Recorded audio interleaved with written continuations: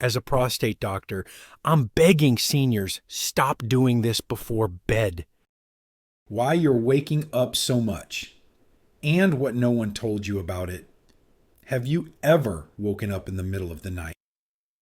Not once, not twice, but 3 or 4 times, and thought, why can't I just sleep through the night like I used to? You turn to look at the clock. It's 2:14 a. You already went to the bathroom at midnight, but now your bladder is back with another urgent tap on the shoulder. You sigh. Get up slowly. Make your way across the room in the dark, trying not to trip over the edge of the rug. Again. Then you sit back down in bed, eyes wide open, and your mind starts racing. Sound familiar? You're not alone. Not by a long shot. I'm Dr. Alex Monroe, and in my years of helping men over 60 with prostate health, I've seen a simple but powerful truth. Most of the things making your prostate worse at night aren't diseases. They're bedtime habits. Quiet, invisible, everyday things.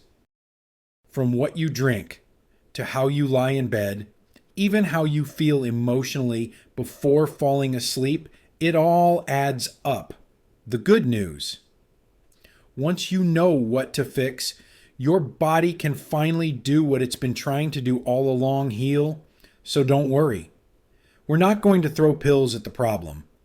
We're going to talk like old friends right here at the kitchen table. Let's walk through this together, one small step at a time. Part 1. The Late Night Hydration Trap. You're not peeing too much. You're drinking at the wrong time. Let me tell you about someone named Gerald. He's 72 lives just outside of Grand Rapids, and he's one of the most disciplined people I know. Drinks 8 glasses of water every day. Walks 2 miles after dinner. Still polishes his shoes every Sunday, no joke. But Gerald had a problem. Doc, he said, I don't understand. I eat right. I drink my water. I'm doing everything they say. So why am I still up 4 times a night to pee? And that, my friend, is where things got interesting. You see, it's not how much Gerald was drinking. It was when, every evening, right after dinner, he'd top off with 2 full glasses of water, then a cup of chamomile tea around 9, then a few sips with his evening medication, and all that liquid. It didn't magically disappear. It just sat there, waiting to send his bladder into overdrive at 11 p.m. 30, And again at 4:15, just when his body was finally starting to heal. Let me explain why this matters, Wiki. Your bladder is like a quiet neighbor who can't handle too many visitors after dark. When it's overfilled, especially in men with enlarged prostates, it becomes jumpy, irritated, and way too chatty. The result: frequent urination, broken sleep, and a prostate that never gets a chance to rest. But here's the real kicker: when your sleep is interrupted, your body can't release key healing hormones, hormones that reduce swelling, that relax smooth muscle tissue, that help your prostate calm down. So, poor Gerald was basically doing all the right things, just at all the wrong hours. Now picture this. We made one simple change. I asked him to drink most of his water before 6 p.m. Thank me. Then taper off. Take his meds with just enough water, not a full bottle. And stop sipping tea after 8. 1 week later, Doc, he said, I slept 5 hours straight. 5. I haven't done that in years, and I thought I was broken. Turns out, I was just badly timed. And he chuckled. Here's your takeaway. You don't have to drink less. You just have to drink smarter. Your bladder needs rest. Your prostate needs quiet. And you deserve sleep that feels like sleep, not a full-time job. Try it tonight. Cut the fluids after dinner. And if your body could talk, it'd probably say, Thanks. That's the best gift I've had in years. Part 2, the bedroom that became a movie theater. When Netflix doesn't just steal your time, it steals your sleep too. Now let me tell you about Murray. He's 74 lives alone in Tucson, and every evening he climbs into bed with two things: a bowl of popcorn and his remote. Doc, he told me. TV keeps me company, especially those old westerns. I like falling asleep to the sound of cowboys yelling at each other. I smiled. I get it. Truly. Loneliness at night is real, and sometimes turning on the TV feels like turning off the silence. But here's the twist. Murray thought the TV was helping him sleep when really, it was making things worse. Let me explain.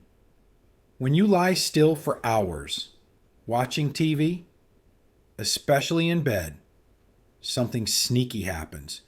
Your blood circulation, especially in the lower half of your body, starts to slow down. That means less oxygen, less nutrients, and fewer healing compounds reaching your prostate and bladder. Now add in the blue light coming off that screen. That light tells your brain, hey, it's still daytime, which shuts down melatonin, the hormone your body needs to fall asleep and stay asleep.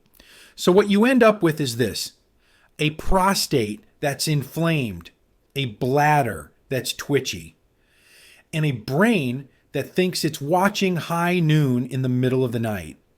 No wonder Murray was up 3 times to pee and never felt truly rested by morning. So I offered him a trade. I said, let's turn your bedroom back into a bedroom, just for 1 week. No screens after 9 p.m. Try reading an actual paper book, not on your phone, or listen to soft jazz. Maybe stretch a little. And if you miss the Cowboys, they'll still be there tomorrow. He laughed, but agreed.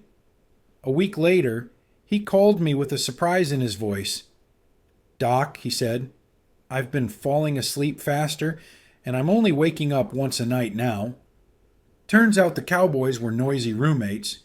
That's the thing. Your bedroom isn't meant to be a movie theater.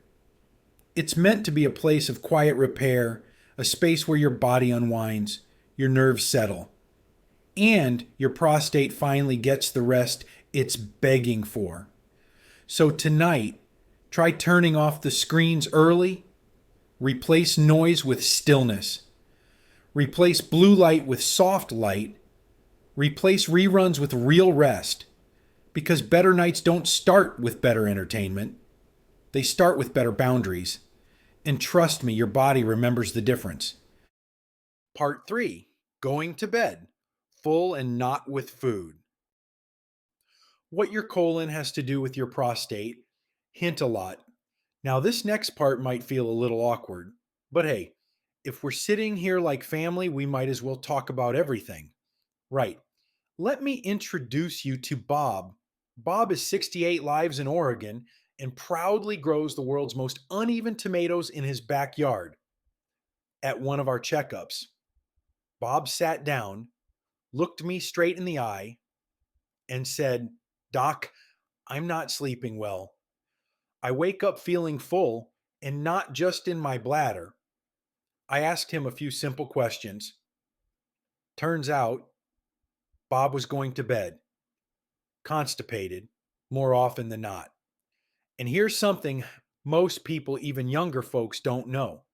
When your colon is backed up, it doesn't just affect digestion. It presses forward on your bladder. And guess who's sitting right next to your bladder trying to stay calm? That's right, your prostate. Imagine a small, crowded apartment where one roommate refuses to move out and the others can't stretch their legs. That's what's happening inside your lower belly. All that pressure builds. And when you lie down at night, gravity shifts and the discomfort worsens. Suddenly, even a half-full bladder feels like an emergency, and the prostate becomes irritated, inflamed, and overworked. So what did we do for Bob? I didn't give him a fancy prescription. We started with oatmeal. Yes, Good old-fashioned oatmeal with some chia seeds and half a banana. He added a short walk after dinner. He drank more water earlier in the day, and before bed, a small magnesium supplement. Nothing fancy. Within 10 days. Bob came back and said, "Doc, I'm sleeping better. My belly feels lighter, and I haven't had a nighttime bathroom sprint in almost a week." He grinned like a man who just found $5 in his old jeans.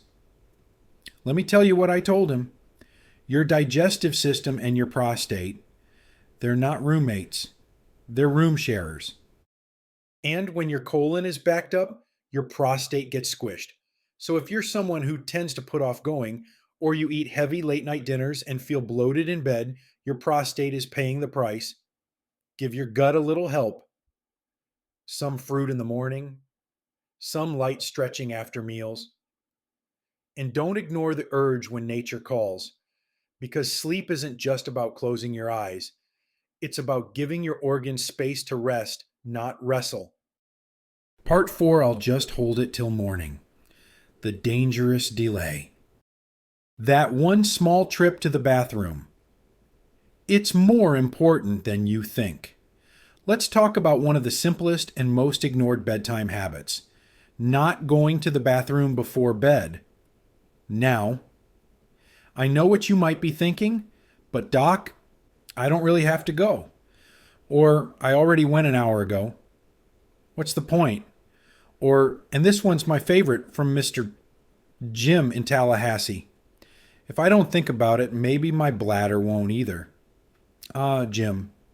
He's 76, a retired school bus driver, and the kind of guy who insists on fixing his own garage door springs. He also had a long habit of skipping his nighttime bathroom trip, until his body had other plans. "Doc," he finally admitted, "I was waking up twice every night. Then I'd rush to the toilet, like I hadn't gone in 12 hours. Here's the truth. As we age, the communication between our bladder and our brain starts to get a little fuzzy. You might not feel the urge strongly, but your bladder may already be 60%, 70%, even 80% full. And when you lie down with a full or half full bladder, gravity shifts. Pressure builds. Your prostate, already a little swollen with age, now gets squeezed like a tired sponge. That pressure causes inflammation. It triggers nighttime urgency. And over time, it leads to incomplete bladder emptying, which means leftover urine sitting overnight, becoming a breeding ground for bacteria. Yes, even that small amount of I'll hold it till morning, urine can raise your risk of urinary tract infections. So what's the fix? Simple. Make it a ritual. Just like brushing your teeth or fluffing your pillow. Take a slow, calm trip to the bathroom before bed, even if the urge feels weak, even if it feels unnecessary. You're not doing it because you have to. You're doing it because your body sleeps better when it's empty and relaxed. Mr. Jim, by the way, changed his tune. Now he calls it my 5-minute bladder meditation. He says he sits there peacefully, no rush, no phone, just giving his body a quiet moment to finish the day.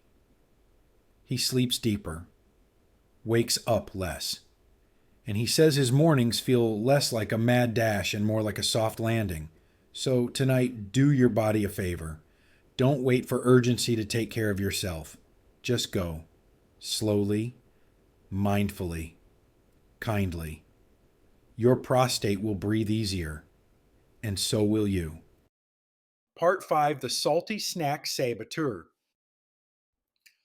That handful of chips, your prostate hates it. Let me paint a picture. It's 9:45 p.m. You're sitting in your favorite chair. Maybe the recliner that squeaks a little when you lean back. TV's on, lights are low, and in your lap, a small bowl of salted peanuts, or maybe pretzels, or your old companion kettle chips. You're not eating a lot, just a few bites, something to keep your mouth busy. and it feels comforting, familiar, harmless. Now, let me tell you about Harold. Harold is 75, lives in Brooklyn, and he loves his snacks the way New Yorkers love their bagels deeply and daily. He told me once, "Doc, I don't drink, I don't smoke. Let me have my pretzels, will you?" I laughed and said, "Only if you let me explain what they're doing to your bladder." You see, salty foods don't just raise your blood pressure, although they do that too. They also tell your body, hey, let's hang on to every ounce of water we've got. It's called fluid retention. That means more pressure in your bloodstream, more pressure in your belly, and yes, more pressure in your already sensitive prostate and bladder. Your body ends up holding extra water just as you're lying down trying to rest. And all that water, it eventually has to go somewhere. Guess where? Even worse, high salt levels tighten your blood vessels, which means poorer circulation to your pelvic area and slower healing for your prostate. So what's the fix? I'm not going to tell you to give up flavor. I'm not a monster, but I will ask you to rethink your nighttime cravings. Harold swapped his pretzels for something surprising. A small cup of unsweetened yogurt with a sprinkle of pumpkin seeds and a dash of cinnamon. "That's it?" he asked. "That's it." I said. He tried it, and within a week, he noticed two things. He wasn't waking up to pee as much, and his belly felt less bloated in the morning. Now, does he still miss his salty crunch? Sure. But he said something I'll never forget, Doc. I didn't know how much that tiny habit was costing me until I stopped doing it. Now I'm sleeping, like my dog, and that little guy can snore. So tonight, take a look at what you're nibbling on. If it's loaded with sodium crackers, chips, deli meats, canned soup, maybe it's time for a gentle swap. Your bladder doesn't need more salt. It needs kindness. And your prostate, it will quietly thank you for every crunchy sacrifice. Part 6. The way you sleep matters more than you think. Your prostate can't breathe. When you sleep like this, Frank, 80 from Kansas, has a nightly ritual. Brushes his teeth, prays for the grandkids, then flops face down on the bed, arms tucked like Superman, always slept this way. "Doc," he told me, "why change? Now?" Well, here's why. When you sleep on your stomach, your body weight presses down on your abdomen, right where your bladder and prostate live. That pressure increases inflammation, cuts off healthy blood flow, and leads to more nighttime urgency, not less. It's like squeezing a sponge all night and expecting it to stay dry. I asked Frank to try sleeping on his side, just for 1 week. Pillow between the knees, arm under the head like a cozy comma. At first, he grumbled, but later he smiled and said, "Doc, I didn't roll once, and I only got up once last night. That's a miracle in my house. Your sleep position matters. Give your prostate room to rest." Try a gentle posture tonight and see how your body responds. Sometimes the smallest shift brings the biggest peace. Part 7. When worry doesn't go to bed. If your mind can't rest, neither can your prostate. Ralph, 77, once told me, "Doc, I'm not anxious. I just think too much before bed about his health, his wife's memory, his savings, and every night those thoughts followed him under the covers like heavy shadows." What he didn't realize? That mental stress sends real signals through the body. Your heart rate stays up, your blood vessels tighten, and inflammation quietly rises, including in your prostate. No wonder he was waking up more. So we tried something small, 10 minutes of soft music, a little journaling, and deep breathing, slow and steady before sleep. He called it his peacetime, after a few days. Ralph said, "Doc, I slept. Not perfectly, but real sleep. My mind finally shut off, and that made all the difference. So tonight, if your mind feels loud, don't fight it. Soothe it, because your prostate can't heal in a storm. But in peace, it remembers how to rest. Tonight, give your prostate a little peace." So, what did we really talk about tonight? We didn't talk about pills. We didn't talk about surgery. We talked about you. About how a glass of water at the wrong time, a salty snack you didn't think twice about, or a night full of racing thoughts can quietly wear down your prostate and your peace. But we also saw the flip side. That small, kind choices like drinking earlier, sleeping on your side, or breathing slowly before bed can change how your nights feel and how your mornings begin. You're not broken. You're just tired. And your body, it remembers how to heal. It just needs a little help from you. So tonight, write one change, just one. And if this video reminded you of someone you care about, send it their way. Because better sleep isn't just a luxury. It's medicine. And you, my friend, deserve every drop of it. Sleep well. Stay strong. And tomorrow your prostate will thank you.